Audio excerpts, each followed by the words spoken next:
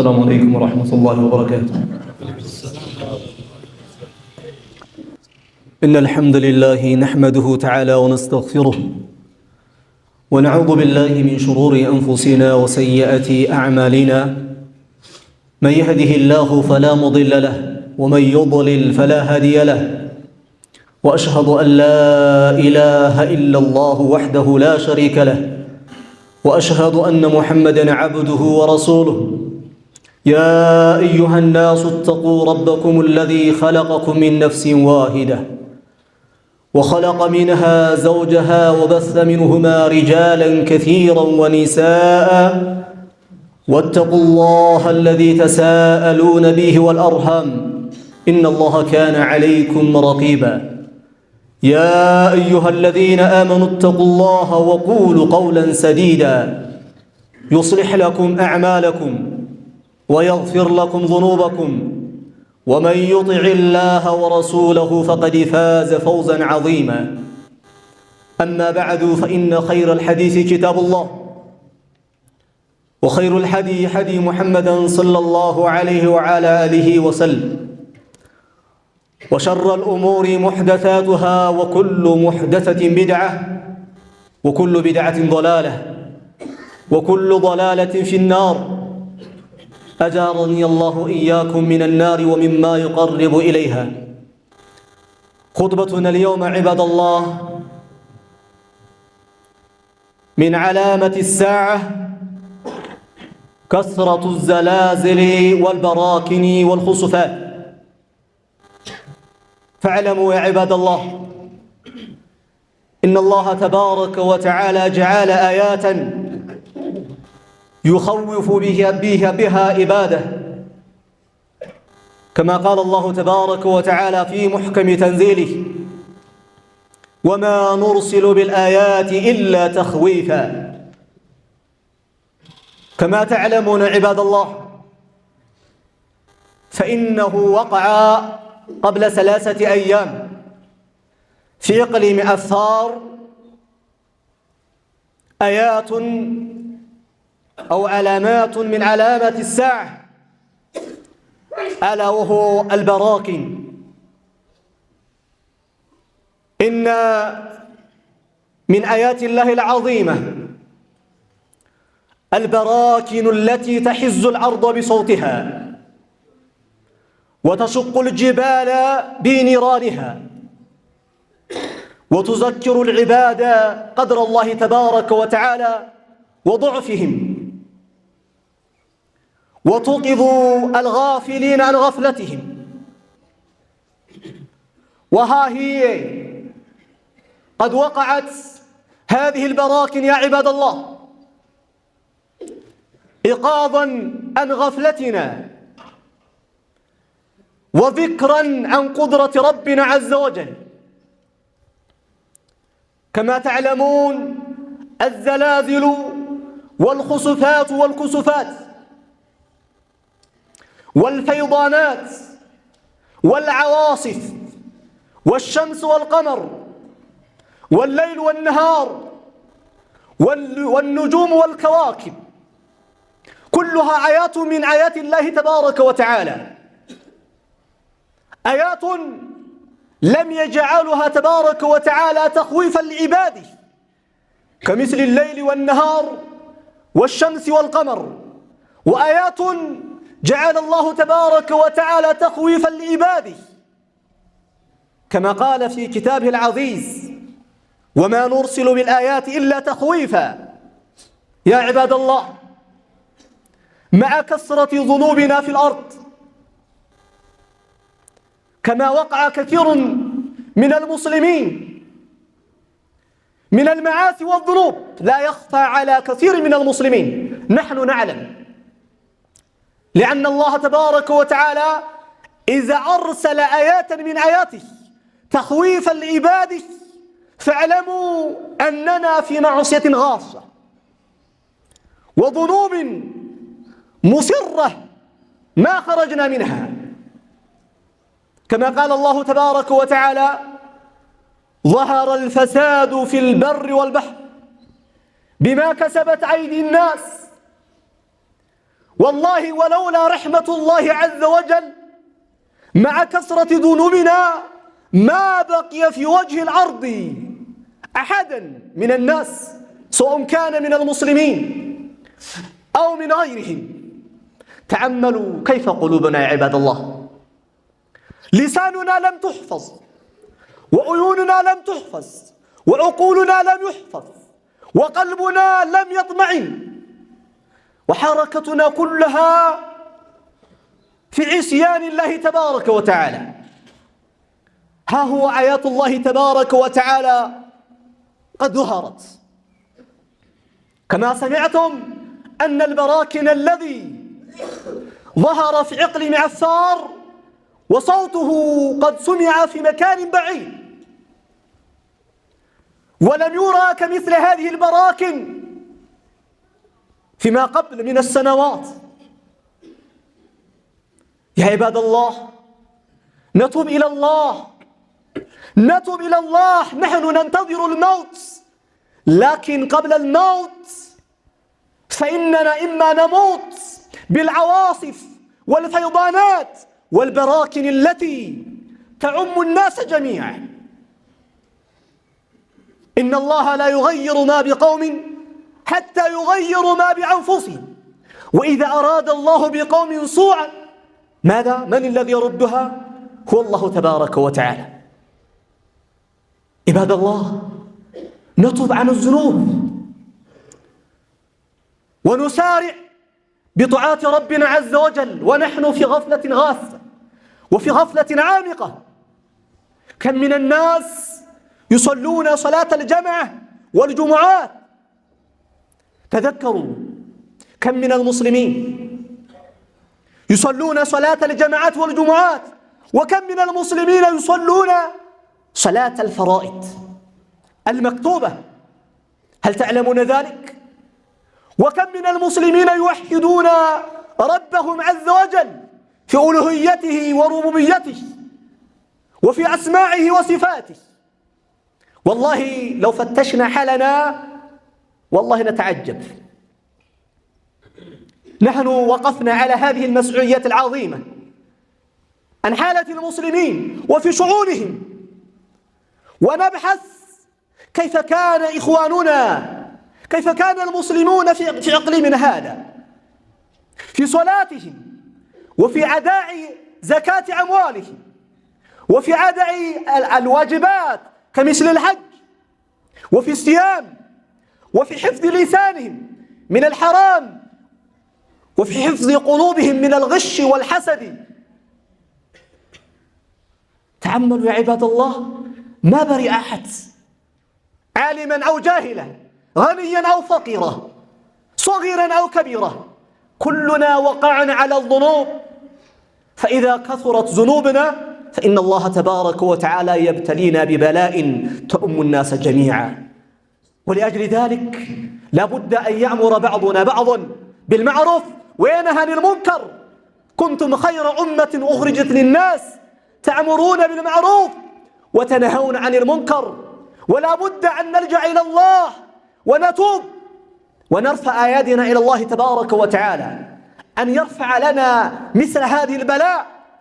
ليس هذه البراكن فقط يا عباد الله. سمعنا مرضا يسمى بفيروس، يعني اسمه ماربرغ لعله هكذا، وهو مرض فإذا أصاب شخصا قتله يوما، وهو مرض يمزق القلوب والدماء، وهو مرض يمزق الدم، دم الإنسان، يأكل دمه. وهذا المرض وقع في جنوب إثيوبيا، حتى أنه قتل بسببه، هلك بسببه من؟ الأطباء بيوم الذي أخذهم. هل تدافعونه هذا يا عباد الله؟ والله لا ندافعه. نحن نخشى عدونا الذي كان فيما بيننا من الإنسان، لكن ليس العدو الذي نراه من الإنسان. العدو المرض أو الأسباب التي يلقيها ربنا عز وجل التي تعم الجميع. هذا الذي نخشاها. تأملوا أن جيران دماء الأبرياء بغير سبب، دماء الأبرياء يجري كالماء حتى في عقل من هذا، وهذا لم يتركه الله تبارك وتعالى غافلا عنه. ولا تحسبن الله غافلا عما يعمل الظالمون، إنما يؤخرهم ليوم تشخص فيه الأبصار. لكن فإذا جاء بلاء الله تبارك وتعالى وفتنته واختباره يؤم الجميع، المسلم والتقي والمصلحين والمنافقين والكفار والمشركين كلهم يهلكون بسبب هذا المرض وبسبب هذا البلاء. ولكن الله تبارك وتعالى يبعثهم يوم القيامة على قدر نياتهم. أقول قولي هذا وأستغفر الله لي ولكم ولسائر المسلمين من كل ذنب، إنه هو الغفور الرحيم. بسم الله الرحمن الرحيم. الحمد لله رب العالمين حمدا كثيرا طيبا مباركا فيه كما يحب ربنا ويرضى، وصلى الله وسلم وبارك عليه وعلى آله وصحبه وسلم تسليما كثيرا. عباد الله، يزاريو ምክር የሚሆነው ወቅታዊ የሆነ ክስተት አጋጥሞናል። ማዚልና ዛሬ ሳይሆን እየተደጋገመ ነው፣ እየተመላለሰ ነው። لجنة هيئة العلماء الفيدرالي أعلنوا على ذلك. يا فيدرال يفتوى ሊቃውንቶች ዑለማዎቻችን ለጅና አውጥተዋል፣ መግለጫ አውጥተዋል። በዛሬው ዕለት በሁሉም የኢትዮጵያ መሳጅዶች ኹጥባ ወደ ተውበትና ስለዚህ ስላስፈሪ ክስተት ግሰጻ እንዲደረግ ምክሮችን መግለጫዎችን ሰጥተዋል።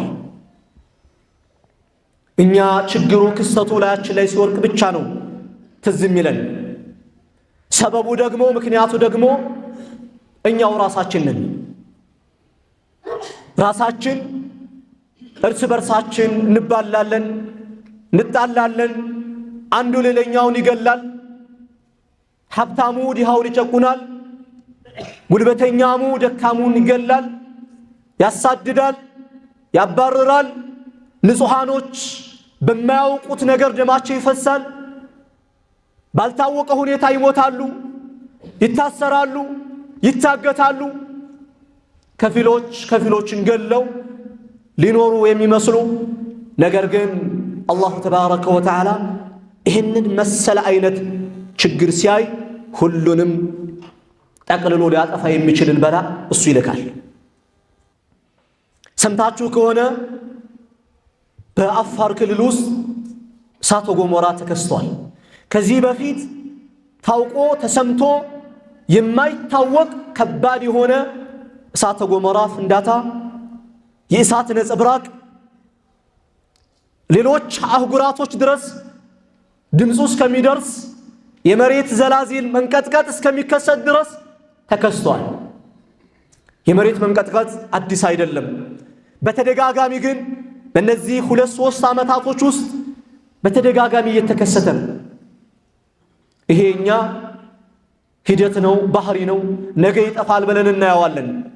ግን እኛን ሳያጠፋ አይመለስም። እኛ ከወንጀላችን እስካልወጣን ድረስ አላሁ ተባረከ ወተዓላ በተከበረው ቁርአኑ ላይ ወማ ኑርሲሉ ቢልአያቲ ኢላ ተኽዊፋ፣ እኛ እኮ ተአምራትን አንልክም ለማስፈራራት ብቻ ቢሆን እንጂ ማስፈራራት ነው ይላል። አወለም የረው አና ነእቲ አልአርض ነንቁሱሃ ምን አጥራፊሃ ይላል። አፋር ላይ የሆነው አንድ ክስተት ለእኛ ምልክት ነው። እንኳን አፋር ላይ የሆነው አይደለም፣ አውሮፓ አሜሪካ ላይ የሚከሰተው ክስተት የበረዶ ግግር፣ የእሳተ ገሞራ ፍንዳታ፣ ባልታወቀ ሁኔታ የእሳት ነደድ መከሰት፣ እዛ አካባቢ አንዲትን አገር ስናጎል ህዝቧን በማጥፋት ሊሆን ይችላል፣ መሬቷን በመደርመስ ሊሆን ይችላል። ይሄ ለሌሎች ምልክት ነው ይላል አላህ። ማስጠንቀቂያ ነው፣ ማስጠንቀቂያ ነው። ምን ያክሎቻችን ይሄ ክስተት ሲከሰት ያ አላህ ሳንቶብት በወንጀል ውስጥ እያለን አላህ ባላጠፋን ብለን የተመኘ ምን ወክሎቻችን ወደ ራሳችን ተመልሰናል። ይሄም ብቻ አይደለም፣ አስከፊ የሆነ ማርበርግ ነው እንደዚህ የሚባል ቫይረስ ሆነ ቦታ ላይ ተከስቷል። አላህ ይጠብቀን እንጂ አጥባዎች 3 ወይም 4 የሚሆኑ ከፍተኛ ዶክተሮች ሕክምና ላይ እየሰጡ ነው ወዲያው የሞቱት።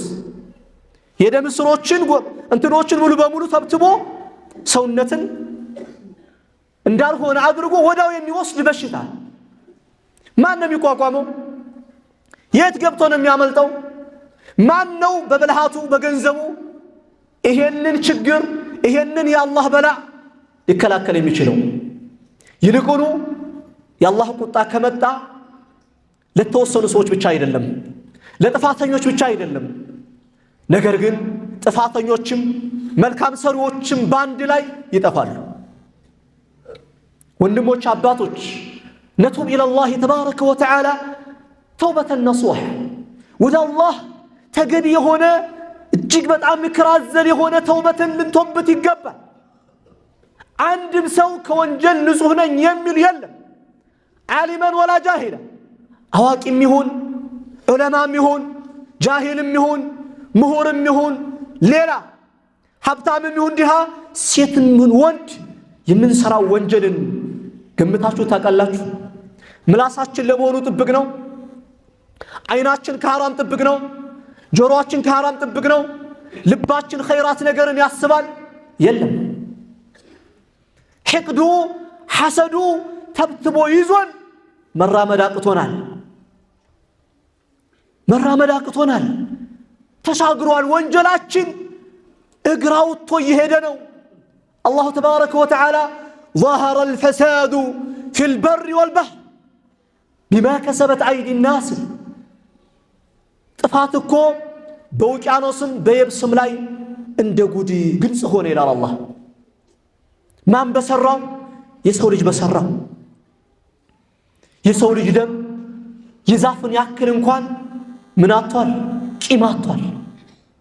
ዛፍ እንኳን በተከበረበት ዓለም ላይ የሰው ልጅ ደም የሰው ልጅ እንባ አልቃሾች በዝተው ምናልባትም 70% አልቃሽ ነው 80% አልቃሽ ነው ብንል ዛሊሞች 10 ሆነው 80-90% የሚዞልሙ ይሄው እንደ ጉድ እየታየ ነው። ታዲያ ይሄ የሚያመካክር ጉዳይ አይደለም ወንድሞች አባቶቼ። ምክሩ ከቤተሰባችን እኮ ነው የሚጀምረው። እኔ መጀመሪያ ራሴን ልምከር፣ ከዛ ቤተሰቦችን ላስተካክል። በዚህ ልክ መስተካከል ችለን ወደ አላህ መመለስ ካልቻል ወላሂ ነኽሻ ዒቃብ አላህ ተባረከ ወተዓላ የአላህን ቅጣት እንፈራለን። ይሄ ደግሞ መቼ እንደሚከሰት አናቅም። ዛሂር የምናየውን ጥላት እኮ በዚህ አካባቢ መጥቷልና እንከላከለው እንላለን። ተዘጋጁ፣ ስንቅ አዘጋጁ፣ ራሳችሁን ተከላከሉ ሊባል ይችላል ጥላት ሲመጣ። ነገር ግን የማናቀው ጥላት አላህ ብቻ የሚያውቀው በላ በተቀመጥንበት ቢይዘን ወዴት ነው ማምለጫችን? ወንጀላችንን ተሸክመን ቂያማ ላያችን ላይ ቢቆም ማምለጫ አለን ወይ አባቶች ወንድሞች? ይሄ ደግሞ የትንሣኤ ቀን ምልክት ነው። ይሄ በራኪን ዘላዚል አዋሲፍ ፈይዳናት የጎርፍ አደጋ የመሬት መንቀጥቀጥ የጨረቃ ግርዶሽ የፀሐይ ግርዶሽ ሱብሃንአላህ እነዚህ የትንሣኤ ቀን ምልክቶች ናቸው። አደጋዎች ናቸው። አላህ ችሎታውን ኃያልነቱን ተአምር ሰሪ መሆኑን ለማሳየት ብቅ ያደርገዋል። ቻይ እኮ የሆነ ጌታ ነው አላህ። በአንዲት እኛ በማናቃት ትንኝ ነገር ከመቀመጫችን እንዳለን መውሰድ ይችላል አላህ። አታቁም እንዲ አስሐበል ፊል አለም ተረ ከይፈ ፈዐል ረቡከ ቢአስሐብል ፊል። እነዛ የዝሆን ባለቤቶች በገንዘባቸው በጉልበታቸው በብዛታቸው በጥንካሬያቸው ሲመኩ የነበሩት አካላቶች አላህ የተወሰኑ በራሪዎችን በሰማይ ላይ ላከና ባፋቸው በሁለት እግራቸው ጠጠሮችን ለቀቁባቸው። በጠጠር ከአለም ይኩን አደረጓቸው። ተራራ የሚመስል ግዝፈት የነበራቸውን ጡንቻቸውን የሚተማመኑ የሆኑ ሰዎች አላህ ከአለም ይኩን አደረጋቸው። ተአመሉ። እኛ አሁን ወንጀል ውስጥ ነው ያለነው። እኔ ንጹህ ነኝ የሚል ባሪያ ካለ ወላሂ ስተት ላይ ነው ያለው። እያየነው እኛ ይሄ መስኡል ያጋጥሙን እንደ በተለያየ ቦታ ሪሰርች እንሰራለን። ከሶላት አንፃር፣ ከተውሂድ አንፃር፣ ሱናን ከመጠበቅ አንፃር ሙስሊሙ ምንድነው? እስኪ አንድ ቦታ ላይ ሪሰርች እንሰራለን። ጥናት ስንሰራ እንኳን ተውሂዱን የሚያውቅ አይደለም ሶላት የማይሰግድም አብዛኛው። ከፊሉ ሰው ደግሞ ዙሁርን ሰግዶ አሱርን አይሰግድም፣ መግሪብን ሰግዶ ሱብህን አይሰግድም። እዚህ ተኝቶ ሶላት ለጀማዓ ሱብህን ያሳልፋል፣ ኢሻን ያሳልፋል። ይሄ እኮ የምናውቀው ነው። መንገድ ላይ ወሬ እያወራ መግሪብ ኢሻ ሶላት ለጀማዓ ያልፈዋል። ይሄ እንኳን ተራው ማህበረሰባችን የማያውቁት ብቻ ሳይሆን ዑለማዎች ላይ ያለ ክፍተት ብትመለከቱ አጅብ ከራስ ጀምሮ። ስለዚህ ይሄ ነው በላኡን ያመጣው። ይሄ በላ ሊመለስ የሚችለው በምንድነው?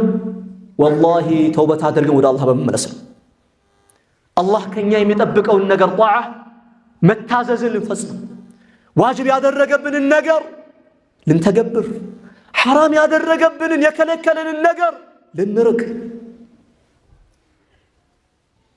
ይሄ ትክክለኛ ተውበት ወደ አላህ መመለስ ከመጣ ምን አላህ በላኡን ሊመልስልን ይችላል።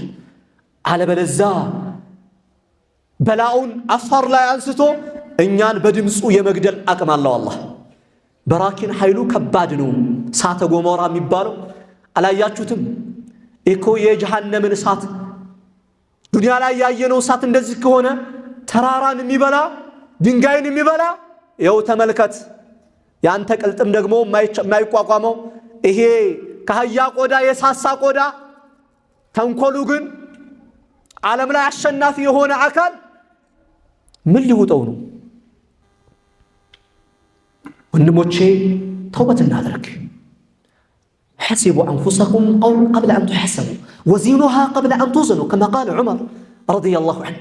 أهن ومرمر أهن مفتش أهن مسجدوችን በጀማዓ አጥለቅልቆ بالإخلاص መታደም أهن እውቀትን ሰብስቦ ዒባዳ ሶላት እንዴት ነው የምሰግደው ብሎ አሁን ነው ማወቅ። ዘካን እንዴት ነው የምፈጽመው? ሐጅ እንዴት ነው የምፈጽመው? ምላሴን እንዴት ነው ከኃጢአት የምሰበስባት? ጆሮዬን እንዴት አርጌ፣ ልቤንስ ከኃጢአት እንዴት ነው ንጹህ ማደርገው ብሎ ማሰቢያው ጊዜ ሰዓቱ የተሰጠን አሁን። أما إذا حضر الموت أو طلعت الشمس من مغربها فقد غلق باب التوبة. عندي سو سكرة الموت لا يكدرس ويم ፀሐይ በመግቢያዋ ከወጣች ተውበት ተዘጋ። ስለዚህ በወንጀል ላይ ሆነን አላህ Subhanahu Wa Ta'ala እንዳንገናኝ አሁኑ ጊዜው ነው። አባቶቼ፣ ወንድሞቼ፣ ይሄ ጊዜ ማስተካከል ያልቻለው ሰው ይሄ ተአምር ይሄ በላ ሊመልሰው ያልቻለው ልቦና ምንም ሊያስተካክለው አይችልም። እኛ አሁን ላይ ያለነው እዚች አካባቢ ኒዕማ ነው። ሁለት ጸጋዎች አሉት።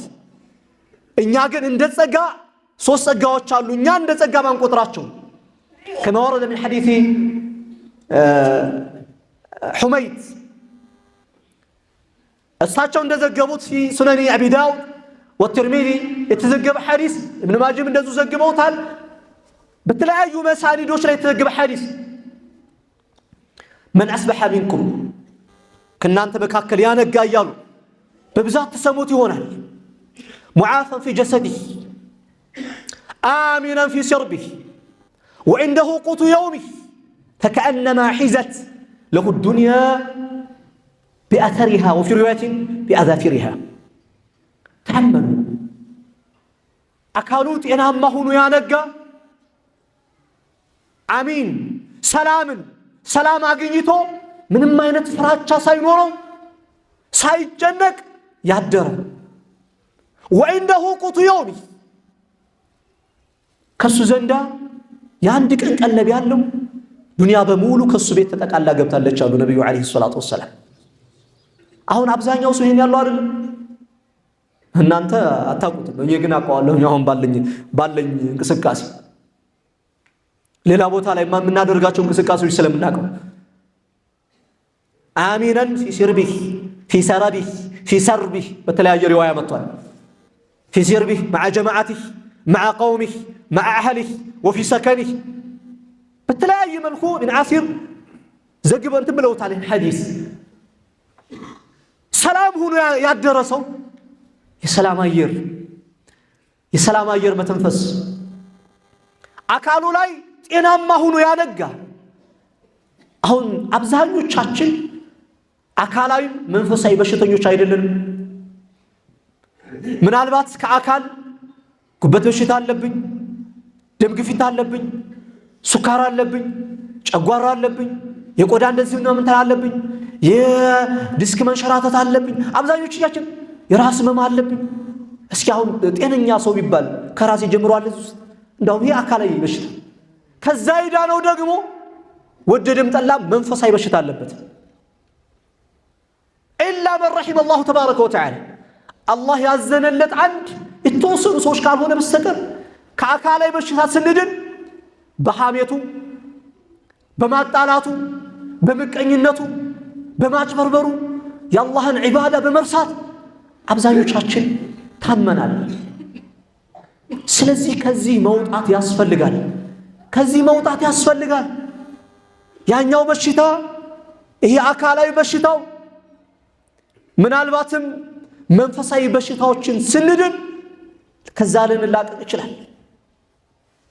ያ ካልሆነ አላሁ ተባረከ ወተዓላ እየፈተነን መሆኑን ልናምን ይገባል።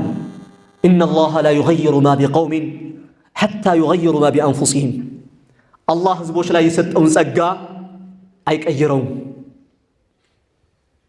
ራሳቸው ሰዎች በራሳቸው ምክንያት የቀየሩት ቢሆን እንጂ። ዛሬ አስዓር አልአምቲዓ መታዕ የእቃዎች ውድነት ትናንት በዚህ ዓመት እኮ 2000 ብር የተባለው ዛሬ 3 እጥፍ አድጎ 6000 ብር ነው ይባላል። 5000 ብር የነበረው 20000 ብር ሆኗል። አይደለም እንዴ? አይደለም። እቃው ግን አለ የለም የሚገዛው እቃ አለ። ሪሶርሱ ሽንኩርት ታጣላችሁ፣ ሮቢት ብትሄዱ በጎችንም አታጡም ታገኛላችሁ። ሰው ባለው ስጋውን አንድ መደብ ገዝቶም ሊመጣ ይችላል። ምን ፈራው ግን ይሄን አይደለም። የኛ ወንጀል ጥናቱን ስንመለከተው ይሄ ሪሶርሱ ራሱ ይሄ ሽንኩርቱም እንስሶችም ጠፍተው በኬሻ ሙሉ ወርቅ ይዘን ምንሄድ የምንበላው ነገር እንዳናጣም ያ ነው ስጋታችን። አሁን እኛ የኑሮ ውድነቱ በጣም ጋሊ ሆኗል። የራሳችን ወንጀል ወደ ማንም አትከስሩ፣ ወደ ማንም የምናስተላልፈው ነገር አለ። ብርዱ ጠነከረ ዘንድሮ ከቤት መውጣት አልቻልኩም። ምናልባትም ከጀርባው አልሐር ወልበርድ አያቱ ሚን አያቲላህ ከባድ የሆነ የሙቀት አደጋም ከባድ የሆነ ቅዝቃዜም አያት ነው፣ ማስጠንቀቂያ ነው። ብዙ ነገሮች አሉ። አላህ እኮ ሰኑሪሂም አያቲና ፊል አፋቅ ወፊ አንፉሲሂም ሐታ የተበየነ ለሁም አነሁ ልሐቅ። እኛ እኮ ተአምራቶቻችን እናሳያቸዋለን ይላል። በአድማሱ በዚህ በገሃዱ ዓለም ላይ እያሳየን እያየነው መመለስ አልቻልንም። ልብ ተበላሽቷል፣ ቀስዋ ገጥሞናል። ወንድሞች ይሄን የምለው ጥንከር አድርጌ የምናገረው ውስጣችን ያለው አደጋ በጣም ሰፋ። እስኪ ማን ነው ሙባደራ ለሶላት ለጀማዓ? ማን ነው ለዕልም ጣሊብ العلم ሆኖ የሚቀራ? ያ ሸባብ القوم شاب في ذاته وشيب في قوته وقدرته በሽሎታው ባቅሙ ሽማግሌ የሆነ ዛቱን ስትመለከተው ወጣት የመሰለ ምንም በቃ አንዲት ድንጋይ እንኳን ማንከባለል አይሆን። አንድ የ70 ዓመት አዛውንት የሚያነሳውን ድንጋይ በአቅምም በብቃት የማያነሳው ወጣት ነው መካከላችን ያለ። ይሄ ጡንቻው ዝም ብሎ ይሄ የሚገፋ ነገር እንደዚህ ገፍቶ አቅም እንዳገኘ እንዳይመስል እያየን ወጣቶቻችን አብዛኛው ረክሰናል፣ ወርደናል። ወርደናል። 5 ሰዓት ባጃጅ ነርቶ ነው እኮ እስከ 12 ሰዓት ቁጭ ብሎ የሚያወራው። ቲክቶክ ዩቲዩበር እያለ ዝም ብሎ ሲጫወት የሚውለው ነገር ሲያራምድ የሚውለው አይኑ ፈዞ ማታ ይገባል። ሱብሂ አይሰግድ፣ ኢሻን አይሰግድ፣ መግሪብን አይሰግድ። መይት ተንቀሳቃሽ ጀናዛዎች በዝተዋል። እኔ ወጣት ስለሆንኩ ለወጣት የምናገረው ዛሬ ይሄ መንበር የሚረከበው ይሄ ወጣት ነው። የለም በእነሱም በእኛም ችግር ሆኖ ዛሬ ይሄው አላህ ተጠንቀቁ እያለ እየተኮሰ ነው። አላህ ተጠንቀቁ። ልብ ያለው ልብ ይበልና ከዛሬ ጀምረን ተውበት እያደረግ አውፍታን እርስ በርሳችን እያደረግ ወህዳችንን አለል ኪታብ ወሱና እየመሰረት ቂማችንን እየጣን አንዱ በሌላኛው ላይ የሚያሾፈውን የሚያፌዘውን የሚቀልደውን የሚሳለቀውን ነገር ትቶ ነገ አላህ ፊት አማም አላህ ትንሽ ብትሆን የሚች ወንጀል ነገ ተራራ መስላ ትመጣብኛለች እያለ እየፈራ ወደ አላህ ከተመለሰ የመጣው ማዕበል ቢመጣ ሙስተዒድ ይሆናል አእምሮአችን ልባችን። አለበለዚያ በጭንቀት ውስጥ ነው ያለነውና ወደ አላህ ልንመለስ ይገባል። اللهم أرنا الحق حقا وارزقنا اتباعه وأرنا الباطل باطلا وارزقنا اجتنابه. اللهم أنت كاشف الآيات التي تريها على عبادك، أنت الذي تكشفها وأنت الذي تردها فردها عنا ونحن ضعفاء يا رب العالمين. اللهم لا ترنا كمثل هذه العواصف وكمثل هذه الخسوفات وكمثل هذه الآيات الباهرة التي تكون علامة لساءاتك يا رب العالمين. اللهم لا تقيم الساعة ونحن حية في هذه الأرض يا رب العالمين، ونحن في الحياة يا رب العالمين. اللهم لا ترينا، اللهم لا تجعل مثل هذه الآيات في عبادك الصالحين ولا تجعل علينا. اللهم ربنا آتنا في الدنيا حسنة وفي الآخرة حسنة وقنا عذاب النار. وصلى اللهم وسلم على نبينا محمد وعلى آله وصحبه وسلم تسليما كثيرا.